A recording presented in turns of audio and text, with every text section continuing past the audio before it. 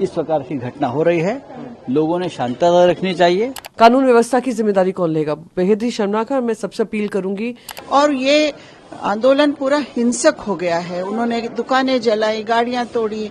परभनी में जो हिंसा हुई है, देखना पड़ेगा कि जब से ये सरकार आई है महाराष्ट्र में, तब से हर जगह पर इस प्रकार की घटना हो रही है। लोगों ने शांतता रखनी चाहिए और हम सब महाराष्ट्र के लोग डॉक्टर आम्बेडकर के साथ, उनके विचारों के साथ रहे हैं, सबको मालूम है। बहुत ही शर्मनाक घटना हुई है, पर उसके चलते जो हिंसा हो रही है बहुत ही दुर्भाग्यपूर्ण है कि आज हम उस परिस्थिति में आ गए हैं कि संविधान को सरकार दरकिनार कर रही है और यहाँ पर संविधान का जो बेइज्जती करने का काम हुआ है शर्मनाक है। पर मैं आपसे पूछना चाहती हूँ कि अभी तक हमारे पास महाराष्ट्र में गृह मंत्री नहीं है, कैबिनेट का विस्तार अब तक हुआ नहीं है। कैबिनेट में किसको ये जिम्मेदारी मिलेगी? तो लॉ एंड ऑर्डर व्यवस्था जो आती है होम मिनिस्टर के अंतर्गत आती है और वहां पर हम देख रहे हैं अभी ही हाल ही में एक एमएलए के मामा को किडनैप कर मर्डर कर दिया गया है और अब ये घटना सामने आ रही है जहां पे जानमाल का नुकसान हो रहा है। इसकी जिम्मेदारी कौन लेगा?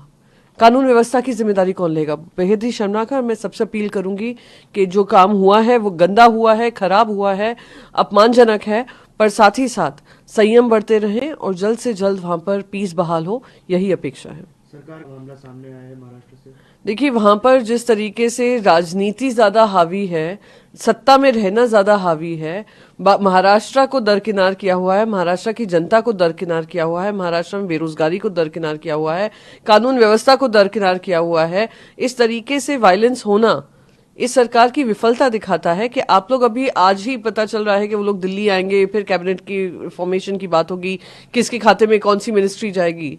कितना शर्मनाक मैसेज है कि महाराष्ट्र जैसे राज्य में इस तरीके की परिस्थिति का उत्पन्न होना और लॉ एंड ऑर्डर व्यवस्था का चरमराना और वायलेंस इस तरीके से भड़कना बहुत ही दुर्भाग्यपूर्ण है और दिखाता है इस सरकार की प्रायोरिटीज सिर्फ सत्ता बचाने के लिए, सत्ता चलाने के लिए है, ना कि जनता के लिए काम करने के लिए। टाउन है और मैं बहुत दुखी हूँ कि इस तरह की घटना मेरे अपने होम टाउन में हो रही है और आज मैं यहाँ हूँ।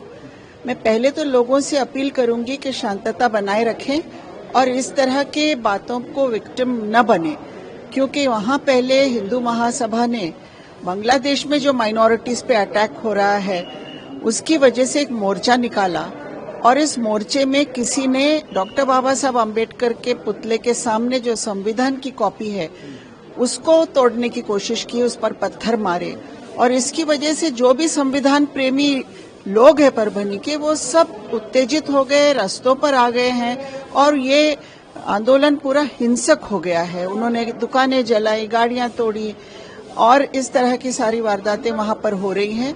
मुझे बहुत अफसोस है। सबसे पहली बात तो ये है कि संविधान की बेइज्जती ये इस भारत में कोई सहन नहीं कर सकता है।